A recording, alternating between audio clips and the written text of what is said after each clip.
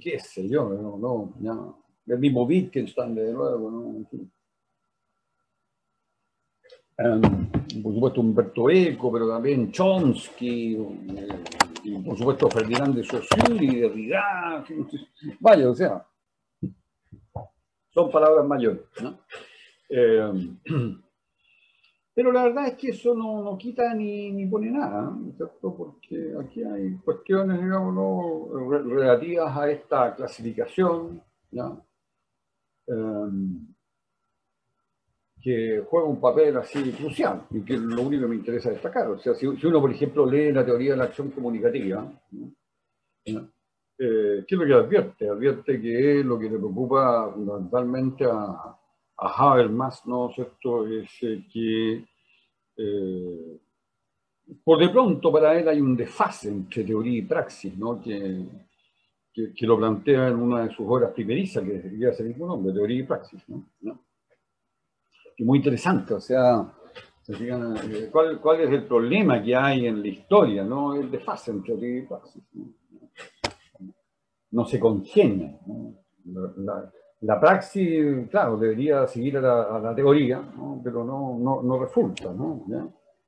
Y si se trata de acercarla como lo intenta Fichte, o incluso Fichte invierte la cuestión y dice la praxis es lo fundamental y la teoría está al servicio de la praxis.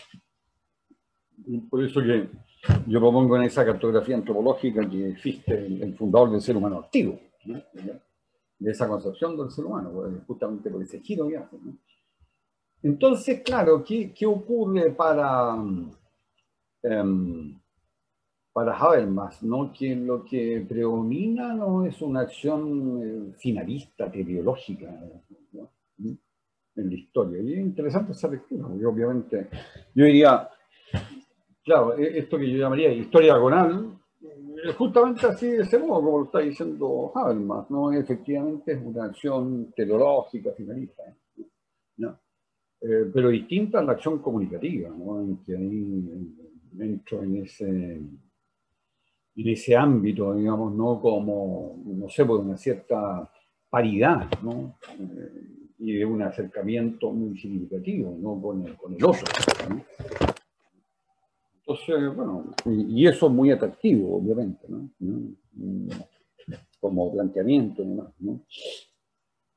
El problema que sucede con esto, ¿no? Yo siempre lo he visto así, pero hace poco como que me anduve como enterando más del tema, ¿no? Tomando más conciencia acerca de esto, ¿no? ¿No? A propósito de un filósofo alemán de los medios de comunicación, que se llama Norbert Bolz. Norbert Bolz, ¿no? Entonces, me llamó la atención cómo Norbert Bolz se defiende, ¿no? Digamos, de cierta ideología dominante de los últimos años a nivel no solamente alemán, sino internacional, realmente, ¿no? ¿Ya? De Habermas. Impresionante, ¿no? Entonces, utiliza palabras, digamos, ¿no? Así como habla del cartel, ¿no? El cartel de Habermas, digamos, y su adlátero, ¿no? Y que efectivamente uno, se fijan, lo ve eso presente. O sea, yo creo que en gran medida es cierto que por lo menos en el ámbito universitario alemán, ¿no? Ir en contra como esa ideología, ¿no? En los ámbitos académicos y que se ve así como abiertamente, ¿no? Era, no sé, realmente algo que a uno lo podía dejar fuera de competencia. O sea, ¿no? Si en esto siempre hay como ciertas cohortes y qué sé yo, bueno, y uno está ligado de uno u otro modo a alguna de esas cohortes, digamos, bueno, la cohorte dominante de todas las otras era esta, ¿no? Entonces, claro, es cierto lo que plantean, ¿no? Le llama la atención sobre eso, ¿no? Porque eh, todo esto va asociado con, digamos, obviamente temas políticos, ¿no? Y, bueno, porque estamos ante un pensador que en forma muy consecuente fue performático, absolutamente, ¿no? Performático, perlocucionario, ¿no? Habermas así de forma deliberada, consciente y además exitosa, ¿no? Impresionante, ¿no? Bueno, también hay que tener en cuenta eso. Y eso nos pone así en punto absolutamente actual, que es un tema que en este momento se discute, ¿no?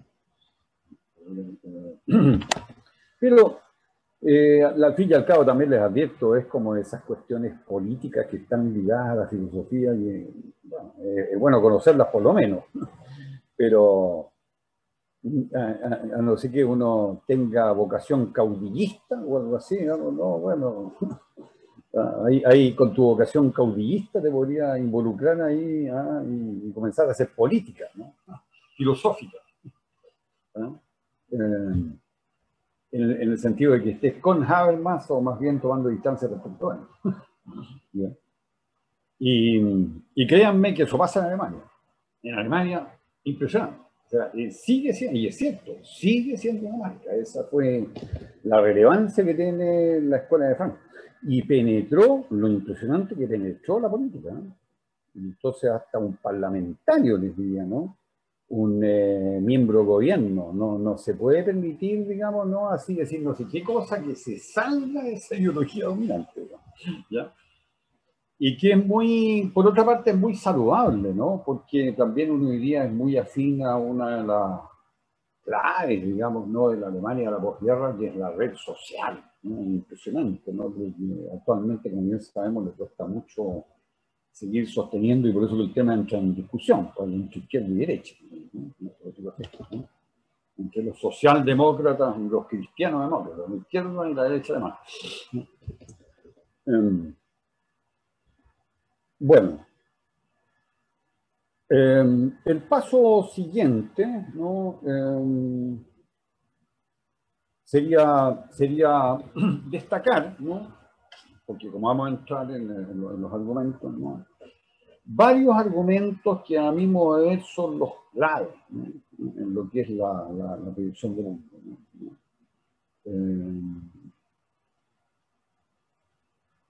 Voy a servirme de la pizarra.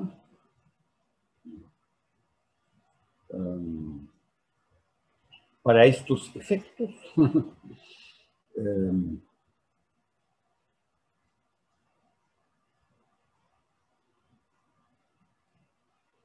Bueno, entonces yo destacaría lo siguiente, ¿no? Déjenme coger una luz que veo poco, ¿no?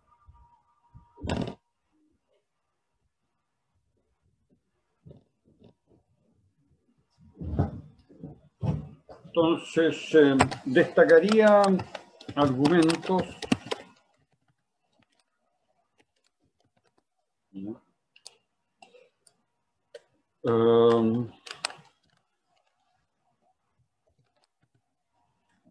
Bueno, pongámoslo ahí mismo. Inclusión, exclusión. Es un nombre que yo le propongo. El nombre que encuentran en Perelman es como separado, ¿no? Yo los uno, la verdad, en ese sentido, ¿no? Inclusión, exclusión. Argumento del sacrificio.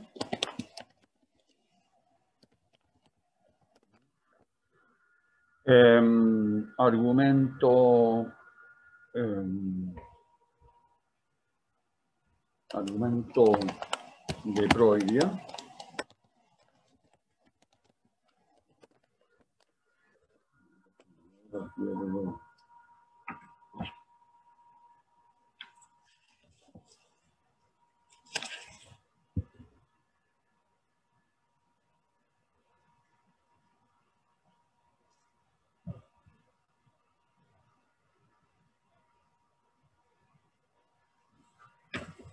Vale. Argumento de comparación.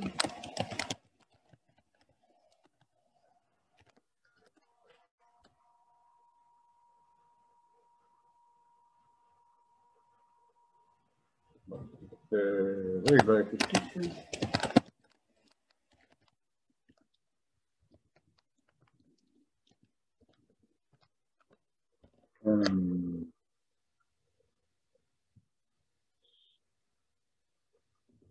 Dilema ad ignorantiam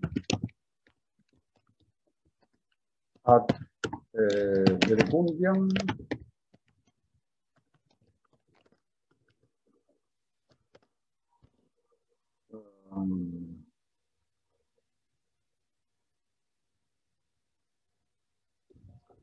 y luego enlaces de sucesión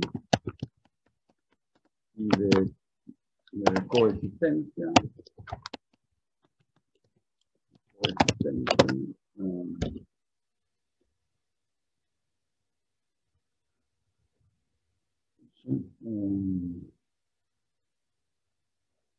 Bueno, y finalmente del modelo.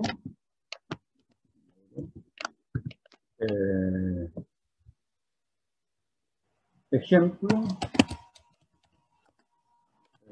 ilustración. Bueno, nos vamos a centrar principalmente en estos argumentos en una primera etapa que yo creo que va a ser más o menos larga, ¿no? Porque serían a mi modo los que realmente configuran, ¿no? el mundo, ¿no? La división de mundo argumentativa es rigiéndose por argumentos principalmente inclusión, exclusión, juicio, probabilidad, comparación, regla de justicia, dilema, ad ignorancia, ad verecundiam, enlace de sucesión, coexistencia, modelo, ejemplo y ilustración. ¿No? Bueno. Primero una visión somera, ¿cierto?, de cada uno, y después entonces vamos a ir como introduciendo, ¿no? Bueno, inclusión y exclusión es algo interesantísimo, diría yo, ¿no? Interesantísimo porque concierne justamente al tema que recién veníamos abordando, el de la taxonomía, ¿no? O sea, no importa cómo tú clasifiques algo, siempre vas a incluir algo y vas a excluir algunas cosas. Entonces, fíjese usted el papel que juega, digamos, ¿no? La inclusión, exclusión en la política, en cualquier ámbito, en la ciencia, ¿no? Tú clasificas y dentro de la clasificación tienes que poner, digamos, ¿no? Lo que incluye, inevitablemente excluye algunas cosas, ¿no? Qué sé yo, en términos políticos, ¿no? Que, bueno, a ver, a lo largo de la historia, ¿quiénes tienen derecho a voto, ¿no? Durante largos periodos, no, hasta muy reciente, incluso en el siglo XX, ¿no? Incluso hasta pasado ya la mitad del siglo XX, ¿no? La mujer no tiene de todo, ¿no? En Suiza o qué sé yo, ¿no? Luego el asunto de qué edad, ¿no? 18, 21, ¿no? Entonces, siempre como ejemplo, ¿no? Pero, qué sé yo, ejemplos que son impresionantes, ¿no? En términos, por ejemplo, económicos, ¿no? Que respecto de el 10%, por ejemplo, esta cuestión de ir retirando de la AFP, los fondos y todo lo demás, el tercer retiro que fue aprobado. Entonces, bueno, hay clasificación, ¿no? que incluye y excluye, ¿no? Y excluye ahí en el sentido, digamos, ¿no? De que hay quienes prácticamente no pueden retirar nada, porque no tienen nada ahí, ¿no? O qué sé yo, ahora si se recibe un bono de 200.000 pesos, bueno, ¿quién lo recibe? ¿No? Entonces, bueno, siempre, en todo momento, vean ustedes la relevancia que tiene la proyección del mundo. Inclusión, exclusión. Dilema, ¿no? Ad ignorancia, ¿no? Este es fascinante, ¿no? Este yo lo encuentro que es así, tal vez de los argumentos más filosóficos que puedan hacer, ¿no? Porque la ignorancia nos lleva a la finitud de la existencia humana, ¿no? La finitud del saber, ¿no? La finitud, bueno, porque hemos de morir, la finitud de nuestras posibilidades, ¿no? O sea, somos enteramente delimitados, ¿no? Por mucho que ampliemos los límites, todo lo que se quiera, ¿no? Pero la verdad es que siempre hay de limitaciones que son como insuperables, ¿no? ¿Ya? Entonces, tengo que elegir y, bueno, nunca tengo suficiente información, de nada. ¿Se dan cuenta de la relevancia del argumento de la ignorancia? Nunca tengo suficiente información o conocimiento sobre nada. Y la elección que tomo, digamos, no tiene que incluir la ignorancia, ¿no?